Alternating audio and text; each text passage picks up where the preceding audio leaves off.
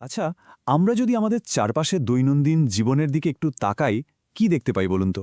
ছোট ছোট দোকান, স্থানীয় কারখানা কিংবা হয়তো পাড়ার মোড়ের ওয়ার্কশপগুলো, তাই না? এগুলোই কিন্তু ভারতের অর্থনীতির আসল ছবিটা তুলে ধরে। আর এরাই হলো আমাদের আজকের আলোচনার সেই সব অনামী নায়ক। চলুন একটা প্রশ্ন দিয়ে শুরু করা যাক। আচ্ছা, আমরা তো সবাই জানি যে ভারতে সবচেয়ে বেশি মানুষের কর্মসংস্থান হয় কৃষিক্ষেত্রে। কিন্তু এর পরেই সেকেন্ড পজিশনে কোন সেক্টরটা আছে ভেবে দেখেছেন কখনো? কোন ক্ষেত্রটা কোটি কোটি মানুষকে কাজ যোগাচ্ছে? উত্তরটা হলো দেশের প্রায় ৬.৩ কোটিরও বেশি মাইক্রো, স্মল আর মিডিয়াম এন্টারপ্রাইজ, মানে সংক্ষেপে যাকে আমরা বলি এমএসএমই। হ্যাঁ, এরাই হলো ভারতের অর্থনীতির আসল মেরুদণ্ড, আমাদের সেই অনামী নায়কেরা। তো এই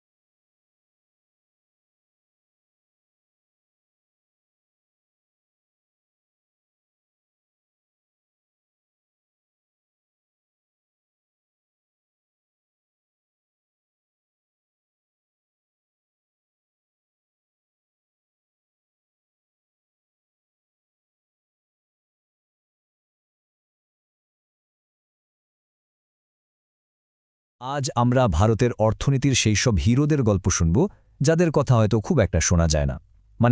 ভারতের মাইক্রো, স্মল আর মিডিয়াম এন্টারপ্রাইজ, সংক্ষেপে এমএসএমই।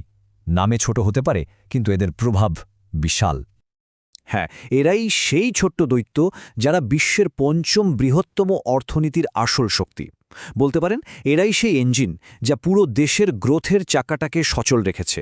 শহরের বড় ফ্যাক্টরি হোক বা গ্রামের ছোট্ট কারখানা, এদের অবদান কিন্তু সবখানে। চলুন এই বিষয়টা নিয়েই আজ একটু গভীরে যাওয়া যাক।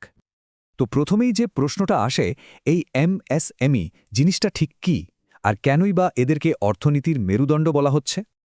প্রশ্নটা খুবই সোজা, তাই না? কিন্তু এর উত্তরটা ভারতের অর্থনীতির পুরো গঠনটাকেই আমাদের সামনে তুলে ধরে। দেখুন, সরকার কিন্তু খুব সহজ দুটো জিনিস দেখে ঠিক করে কোনটা মাইক্রো, কোনটা স্মল আর কোনটা মিডিয়াম এন্টারপ্রাইজ। প্রথমটা হলো ইনভেস্টমেন্ট, মানে ব্যবসায় কত টাকা লগ্নি করা হয়েছে, আর দ্বিতীয়টা হলো টার্নওভার, মানে বছরে মোট কত টাকার ব্যবসা হচ্ছে। ম্যানুফ্যাকচারিং হোক বা সার্ভিস সেক্টর, এই দুটো মাপকাঠির ওপর ভিত্তি করেই সব কিছু ঠিক হয়। যেমন ধরুন, একটা মাইক্রো এন্টারপ্রাইজ হতে হলে ইনভেস্টমেন্ট হতে হবে ১ কোটি টাকার নিচে, আর টার্নওভার ৫ কোটির নিচে। বেশ সহজ, তাই না? আচ্ছা, সংজ্ঞা তো বোঝা গেল। এবার চলুন দেখি সংখ্যার হিসাবে দেশের অর্থনীতিতে এদের প্রভাবটা ঠিক কতটা। এই কথাটা কিন্তু দারুণভাবে এদের গুরুত্বটা বুঝিয়ে দেয়, তাই না? এরা শুধু কিছু ব্যবসা প্রতিষ্ঠান নয়, এরা সুযোগ তৈরি করে, দেশের অগ্রগতির চাকা ঘোরায়, আর কোটি কোটি মানুষের অর্থনৈতিক স্বপ্নের ভিত্তিও কিন্তু এরাই। এই সংখ্যাটা একবার দেখুন, ৪৫%। ২০২৩-এর ডেটা বলছে ভারতের মোট জিডিপির প্রায় ৪৫%ই আসছে এই এমএসএমই সেক্টর থেকে। ভাবা যায়, দেশের অর্থনীতির প্রায় অর্ধেকটাই দাঁড়িয়ে আছে এই ছোট ছোট উদ্যোগগুলোর ওপর। আর গল্পটা এখানেই শেষ হচ্ছে না। ভারতের মোট এক্সপোর্ট বা রপ্তানি আয়ের ৪৮%, মানে প্রায় অর্ধেকে কিন্তু আসে এদের হাত ধরে। আমরা যে মেড ইন ইন্ডিয়া পণ্য দেখি, তার একটা বিশাল অংশ কিন্তু এই উদ্যোগগুলোই তৈরি করে বিশ্বের দরবারে পাঠাচ্ছে। এবার আসি কর্মসংস্থানে। সংখ্যাটা দেখুন, ২৬ কোটিরও বেশি। হ্যাঁ, মে ২০২৫ পর্যন্ত রেজিস্টার্ড এমএসএমইগুলোতে ২৬ কোটিরও বেশি মানুষ কাজ করছে। এটা ভারতের সবচেয়ে বড় জব ক্রিয়েটর, এতে কোনো সন্দেহ নেই। তো এইসব সংখ্যাগুলো থেকে একটা জিনিস একদম পরিষ্কার, জিডিপিতে এদের অবদান কিন্তু বছরের পর বছর বেড়েই চলেছে। সোজা কথায়, ভারতের ইকোনমিক গ্রোথের গল্পটা আসলে এই অসংখ্য ছোট ছোট উদ্যোগের এক হয়ে বড় হওয়ারই গল্প। তবে সাফল্যের এই ছবির কিন্তু একটা উল্টো পিঠও আছে। কিছু কঠিন বাস্তবতার মুখোমুখি হতে হয় এদের। চলুন এবার সেই চ্যালেঞ্জগুলোর দিকে একটু নজর দেওয়া যাক, যেগুলো এই ছোট্ট দৈত্যদের বড় হতে দিচ্ছে না। দেখুন, প্রধান সমস্যা দুটো। একটা হলো পুরনো টেকনোলজি, যার জন্য প্রোডাক্টিভিটি কমে যায়, আর দ্বিতীয়টা হলো ঠিক সময়ে টাকা না পাওয়া, মানে ফাইন্যান্সের সমস্যা। এই দুটো সমস্যা কিন্তু একে অপরের সাথে এমনভাবে জড়িয়ে আছে যে ব্যবসার বৃদ্ধিটাই আটকে যায়। অর্থনীতিবিদরা এই অবস্থাকে বলেন ডোয়ারফিজম, মানে অনেক সম্ভাবনাময় ব্যবসা ছোট থেকে আর বড়ই হতে পারে না। কেন? কারণ কমপ্লায়েন্সের বোঝা, টাকার অভাব আর মার্কেটে ঢোকার অসুবিধার মতো অনেকগুলো শিকল যেন এদের বেঁধে রাখে। পোটেনশিয়াল থাকা সত্ত্বেও এরা এগোতে পারে না। কিন্তু চ্যালেঞ্জ আছে মানেই যে সব শেষ তা নয়, এর সমাধানের চেষ্টাও কিন্তু চলছে। চলুন এবার দেখি এই উদ্যোগগুলোকে সাপোর্ট দেওয়ার জন্য সরকার কি ব্যবস্থা নিয়েছে। তো ভারত তার এই ছোট্ট দৈত্যদের বড় হতে কিভাবে সাহায্য করছে? এর উত্তরটা লুকিয়ে আছে বেশ কিছু সরকারি স্কিম আর সুবিধার মধ্যে, যেগুলো স্পেশালি এদের জন্যই বানানো হয়েছে। একবার রেজিস্টার্ড হয়ে গেলে কিন্তু অনেকগুলো দরজা খুলে যায়। যেমন অনেক কম সুদে ব্যাংক থেকে লোন পাওয়া যায়, ব্যবসা শুরু করার খরচ কমে যায়, ট্যাক্সের ছাড় মেলে, এমনকি কিছু সরকারি টেন্ডার শুধু এদের জন্যই রিজার্ভ থাকে। আর সবচেয়ে বড় কথা হলো, কিছু লোনের জন্য কোনো রকম জামানত বা কোল্যাটেরালও লাগে না। পুরো ব্যাপারটা একটা স্টেপ বাই স্টেপ প্রসেসের মতো। প্রথমে উদ্যোগ আধার দিয়ে রেজিস্ট্রেশন, তারপর নতুন আইডিয়ার জন্য ইনকিউবেশন সাপোর্ট, এরপরে বিভিন্ন ক্রেডিট স্কিমের মাধ্যমে ফান্ড জোগাড় করা, আর সবশেষে জিরো ডিফেক্ট স্কিমের মতো স্ট্যান্ডার্ড মেনে কোয়ালিটি নিশ্চিত করা। ব্যাস, এভাবেই এগোনোর একটা পরিষ্কার রাস্তা তৈরি করে দেওয়া হয়েছে। এর একটা দারুণ উদাহরণ হল গভর্নমেন্ট মার্কেটপ্লেস বা জেম পোর্টাল। ভাবুন তো, এর মাধ্যমে একটা ছোট ব্যবসাও কোনো মিডলম্যান ছাড়াই সরাসরি সরকারি অফিসে নিজেদের জিনিস বিক্রি করতে পারছে। টেকনোলজিকে ব্যবহার করে সবার জন্য সমান সুযোগ তৈরি করার এটা একটা অসাধারণ চেষ্টা। তো আমরা বর্তমান অবস্থা আর চ্যালেঞ্জগুলো নিয়ে কথা বললাম। এবার চলুন একটু ভবিষ্যতের দিকে তাকাই। সামনে কি আছে এই সেক্টরের জন্য?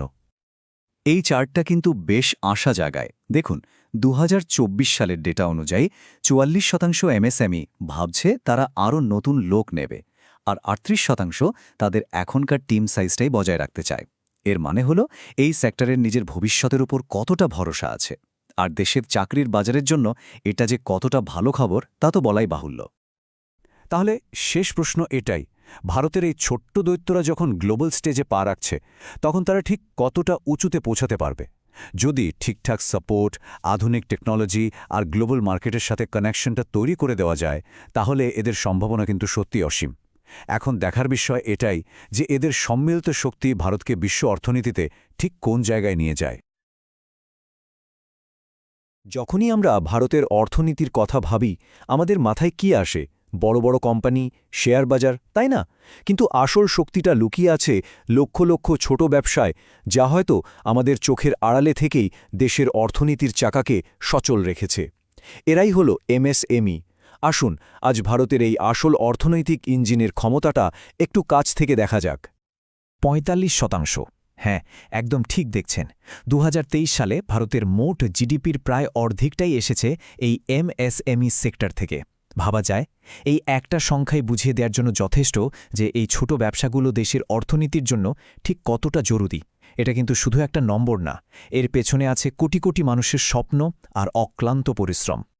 শুধু জিডিপিই নয়, ভাবুন তো চাকরির বাজারের কথা। এই সেক্টরটা একটা বিশাল কাজের সুযোগ তৈরি করে, বিশেষ করে গ্রামের দিকে, যেখানে প্রায় 75% কর্মী আর দেশের 10% যুবক যুবতী তাদের রুটিরুজি পায় এখান থেকেই। ম্যানুফ্যাকচারিং থেকে শুরু করে সার্ভিস বা হস্তশিল্প, দেশের কোনায় কোনায় উন্নয়নের চাকাটা কিন্তু এরাই ঘোরাচ্ছে। আচ্ছা, আমরা যে এমএসএমই বলছি, এটা আসলে কি? পুরো নামটা হলো মাইক্রো, স্মল আর মিডিয়াম এন্টারপ্রাইজ, মানে খুব ছোট আর মাঝারি ব্যবসা। তো কোন ব্যবসাটা কোন ক্যাটাগরিতে পড়বে সেটা ঠিক করা হয় মূলত দুটো জিনিস দেখে: ব্যবসায় কত টাকা বিনিয়োগ করা হয়েছে আর বছরে কত টাকার বিক্রি বাট্টা হচ্ছে। ম্যানুফ্যাকচারিং আর সার্ভিস সেক্টরের জন্য এই হিসেবটা আবার একটু আলাদা। আর ভাববেন না যে এই ছোট ব্যবসাগুলোর দৌড় শুধু দেশের মধ্যেই সীমাবদ্ধ। একদম না। গ্রামের কোনো কারিগরের হাতে বানানো একটা সুন্দর জিনিস থেকে শুরু করে আধুনিক টেক প্রোডাক্ট, সবই কিন্তু আজ পাড়ি দিচ্ছে বিদেশে। আর জানেন কি, ভারতের মোট যা রপ্তানি হয় তার প্রায় 48% আসে এই এমএসএমই সেক্টর থেকে। ভাবুন একবার, কি বিশাল ব্যাপার। কিন্তু এত শক্তিশালী একটা ইঞ্জিন হওয়া সত্ত্বেও এর রাস্তায় কিন্তু কাটা কম নেই। চলুন এবার সেই বাধাগুলোর কথাই শোনা যাক, যেগুলো এই সেক্টরকে পুরো স্পিডে ছুটতে দিচ্ছে না। তাহলে প্রশ্নটা খুবই সহজ। দেশের অর্থনীতির জন্য এতটা জরুরি হওয়া সত্ত্বেও এই ব্যবসাগুলো কেন এগোতে গিয়ে প্রায়ই আটকে যায়? আসল সমস্যাগুলো কোথায়? বিশেষজ্ঞরা একটা বড় সমস্যাকে বলেন ডুয়ারফিজম, মানে বামনত্ব। ব্যাপারটা ঠিক একটা গাছের মতো, যেটা চারা থেকে আর বড়ই হতে পারল না। কেন? কারণ টাকার অভাব, বাজারে ঢোকার সুযোগের অভাব, আর তার উপরে রয়েছে হাজারো সরকারি নিয়মের ফাঁস। এই সব কিছুর চাপে পড়ে অনেক ছোট ব্যবসা আর বড় হওয়ার স্বপ্নই দেখতে পারে না। আরেকটা বড় সমস্যা হলো টেকনোলজি। অনেক ছোট ব্যবসায়ী এখনও সেই মানধাতার আমলের মেশিনপত্র দিয়ে কাজ চালায়। এতে কি হয়? প্রোডাকশন কমে যায়, কোয়ালিটি ভালো হয় না, আর এর ফলে দেশ বিদেশের বাজারে বড় বড় কোম্পানিগুলোর সাথে প্রতিযোগিতায় তার আর পেরে ওঠে না। আর সবথেকে বড়, সবথেকে কঠিন বাধাটা হল টাকা, ফাইন্যান্স। যখন দরকার তখন টাকা না পাওয়া বা পেলেও প্রয়োজনের তুলনায় অনেক কম পাওয়া, এটা এমএসএমইগুলোর একটা রোজকার সমস্যা। আর টাকার এই অভাবটাই তাদের নতুন কিছু করার, ব্যবসাকে বড় করার বা অনেক সময় শুধু টিকে থাকার পথেই সবচেয়ে বড় দেয়াল হয়ে দাঁড়ায়। কিন্তু তার মানে এই নয় যে সব অন্ধকার। এই চ্যালেঞ্জগুলোর মোকাবেলা করতে সরকার এবং প্রাইভেট সেক্টর দুদিক থেকে কিন্তু বেশ কিছু ভালো উদ্যোগ নেওয়া হচ্ছে। চলুন এবার সেই আশার আলোটা দেখা যাক। সরকার একটা মাল্টি অ্যাঙ্গেল অ্যাপ্রোচ নিয়েছে, মানে শুধু একটা দিক নয়, সব দিক থেকে সমস্যা সমাধানের চেষ্টা চলছে। একদিকে যেমন টাকা পয়সার যোগান দেওয়া হচ্ছে, তেমনি টেকনোলজি আপগ্রেড করতে সাহায্য করা হচ্ছে, বিদেশে জিনিস পাঠাতে উৎসাহ দেওয়া হচ্ছে, আর কর্মীদের ট্রেনিং দিয়ে আরও দক্ষ করে তোলা হচ্ছে। মানে সমস্যার একেবারে রুট লেভেলে কাজ করা হচ্ছে। সরকারের বেশ কিছু স্কিম কিন্তু দারুণ কাজ করছে। যেমন ধরুন উদ্যোগ আধার। আগে যেখানে রেজিস্ট্রেশন করতেই জুতোর শুকতলা ক্ষয়ে যেত, এখন সেটা একদম সহজ। আবার কারো মাথায় যদি নতুন কোনো বিজনেস আইডিয়া থাকে, সেটাকে সত্যি করতে সাহায্য করছে ইনকিউবেশন স্কিম। শুধু তাই নয়, জিনিসের কোয়ালিটি যাতে বিশ্বমানের হয় তার জন্য আছে জিরো ডিফেক্ট স্কিম। আর পুরনো মেশিন পাল্টে নতুন কেনার জন্য ভর্তুকি দিতে রয়েছে ক্যাপিটাল সাবসিডি স্কিম। আর এখন তো আর একটা দারুণ ব্যাপার ঘটছে, সেটা হলো ফিনটেক কোম্পানিগুলোর আগমন, মানে ফিনান্সিয়াল টেকনোলজি। এরা টেকনোলজিকে কাজে লাগিয়ে লোন পাওয়ার পুরো ব্যাপারটাকে বদলে দিয়েছে। এখন লোন পাওয়াটা অনেক সহজ আর অনেক ফাস্ট। এরা ব্যবসার দরকার বুঝে আলাদা আলাদা লোনের অফার দিচ্ছে, এমনকি রোজগারে ক্যাশ ফ্লো দেখেও লোন দিয়ে দিচ্ছে। এটা এমএসএমইগুলোর জন্য একটা গেম চেঞ্জার বলা যেতে পারে। তো এই সব সরকারি আর প্রাইভেট উদ্যোগ মিলিয়ে মিশিয়ে একটা বেশ ভালো সাপোর্টিভ সিস্টেম তৈরি হচ্ছে। এর ফলে কি হচ্ছে, এমএসএমইগুলো এখন কম সুদে লোন পাচ্ছে, ব্যবসা শুরু করার খরচ কমছে, সরকারি কাজে অগ্রাধিকার পাচ্ছে, এমনকি ট্যাক্সেও ছাড় পাচ্ছে। সব মিলিয়ে বেড়ে ওঠার জন্য একটা ভালো পরিবেশ তৈরি হচ্ছে। এত সব চ্যালেঞ্জের কথা শোনার পর মনে হতে পারে ভবিষ্যৎ হয়তো অন্ধকার, কিন্তু একদমই তা নয়। ডেটা কিন্তু অন্য কথা বলছে। চলুন দেখি আগামী দিনগুলো এই সেক্টরের জন্য কি নিয়ে আসছে। দেখুন, ভবিষ্যতের ছবিটা কিন্তু বেশ পজিটিভ। 2024 সালের গ্রোথ নিয়ে যদি দেখা যায়, ম্যানুফ্যাকচারিং হোক, রিটেল হোক বা সার্ভিস সেক্টর, সব জায়গাতেই কিন্তু বেশিরভাগ এমএসএমই মালিকেরা তাদের ব্যবসা নিয়ে খুব আশাবাদী। আর এই কনফিডেন্সটাই কিন্তু অনেক বড় ব্যাপার। এটা বুঝিয়ে দেয় যে সেক্টরটা ঠিক দিকেই এগোচ্ছে। আর ব্যবসা বাড়া মানেই তো আরও নতুন চাকরি, তাই না? ডেটা বলছে প্রায় 44% এমএসএমই সামনের নতুন লোক নেওয়ার কথা ভাবছে। এটা দেশের জব মার্কেটের জন্য একটা অসাধারণ খবর। আর এটা আরও একবার প্রমাণ করে দেয় কেন আমরা শুরুতেই বলেছিলাম যে এই সেক্টরটাই হলো দেশের আসল জব ক্রিয়েশন ইঞ্জিন। সুতরাং সারমর্মটা কি দাঁড়ালো? এত বাধা বিপত্তি সত্ত্বেও ভারতের এমএসএমই সেক্টর কিন্তু থেমে নেই। তারা নতুন কিছু করার জন্য, ব্যবসাকে আরও বড় করার জন্য একদম তৈরি। শুধু দরকার একটু সঠিক সাপোর্ট আর সুযোগ। আর সেটা পেলে এই ছোট ছোট ব্যবসাগুলোই কিন্তু ভারতের অর্থনীতির আগামী দিনের সাফল্যের ইতিহাস লিখবে। তাহলে শেষ প্রশ্নটা এটাই, যখন দেশের লক্ষ লক্ষ ছোট ব্যবসা তাদের স্বপ্ন নিয়ে এগিয়ে যাওয়ার জন্য তৈরি, তখন আমরা সবাই মিলে কিভাবে তাদের চলার পথের কাঁটাগুলো সরিয়ে এই বিশাল ইঞ্জিনের পুরো শক্তিটাকে দেশের কাজে লাগাতে পারি? উত্তরটা কিন্তু আমাদের সকলের মিলিত চেষ্টার মধ্যেই লুকিয়ে আছে।